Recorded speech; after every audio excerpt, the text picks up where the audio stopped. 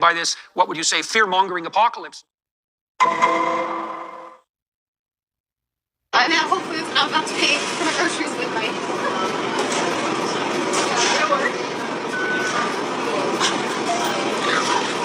That's the coolest thing ever.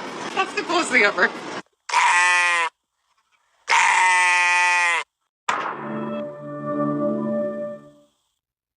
But what does central bank digital currency look like?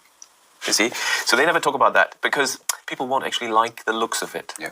Because it apparently looks, and several central banks apparently, as I heard from my sources, have already fully developed the final stage of CBDC. I mean, it comes in stages initially likely through your mobile phone, but that's only an intermediate step. And the final stage is, it's small, and it's the size of a grain of rice. They've already now moved to the system, RFID chips, RFID technology where you just wave the thing, contactless. Yes. That is sort of the conditioning us in this direction. That in the future you'll just wave your hand because you've got the microchip implant under your skin.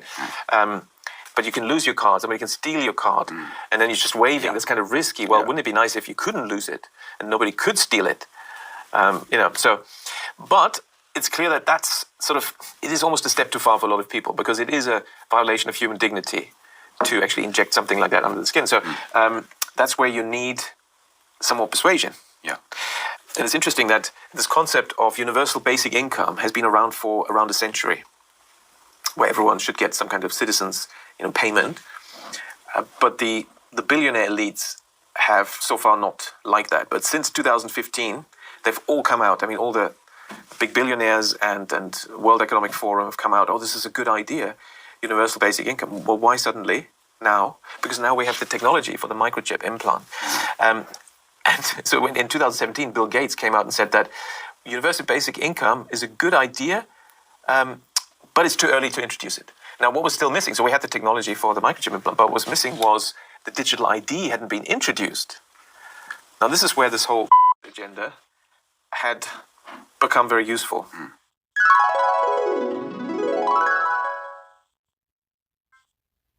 산업과 산업 간의 융합의 시대다라고 생각을 하고 있고요. 그게 다른 말로 딜이지 않습니까? 새로운 딜, 뉴딜. 산업 간의 융복합화 시대에 아주 기본적인 그런 인프라를 지금 우리가 구축하고 만들고 시범 서비스를 하고 있다라고 저는 생각을 하고 있고요. 이 디지털 신분증이 잘 적응하고 활용될 수 있도록 국민들한테 또한 많은 홍보가 됐으면 하는 게 제 개인적인 생각입니다.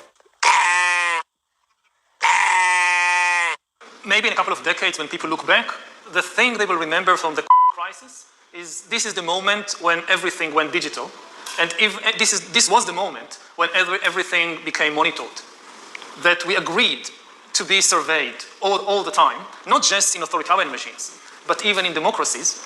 And maybe most importantly at all, this was the moment when surveillance started going under the skin.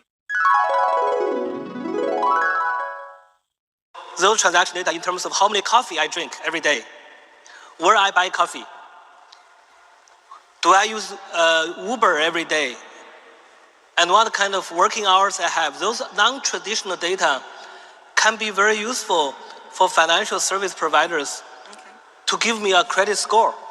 And based on a credit score, the financial service provider give me a credit line without any face-to-face due diligence. Is that central bank will have absolute control on the rules and regulations that will determine the use of that expression of central bank liability. Dans ce nouveau monde, on doit accepter une transparence, et je dirais même une transparence totale. Le secret bancaire, tout va être transparent. Et il faut s'habituer, il faut se comporter ainsi. Ça devient, comment dirais-je, intégré dans votre personnalité, mais si on n'a rien à cacher, il ne faut pas avoir peur. 요한계시록 13장 16절 그리하여 그가 작은 자도 큰 자도 부요한 자도 가난한 자도 자유로운 자도 속박된 자도 모두 그들의 오른손 안이나 그들의 이마 안에 표를 받게 하니 그 표나 그 짐승의 이름이나 그의 이름의 숫자를 지닌 자 외에는 아무도 사거나 팔지 못하게 하려 함이더라. 여기에 지혜가 있느니라 명철이 있는 자는 그 짐승의 숫자를 세어 볼지어다. 이는 그것이 한 사람의 숫자이며 그의 숫자는 666이기 때문이라. 여기서 666이 나오죠.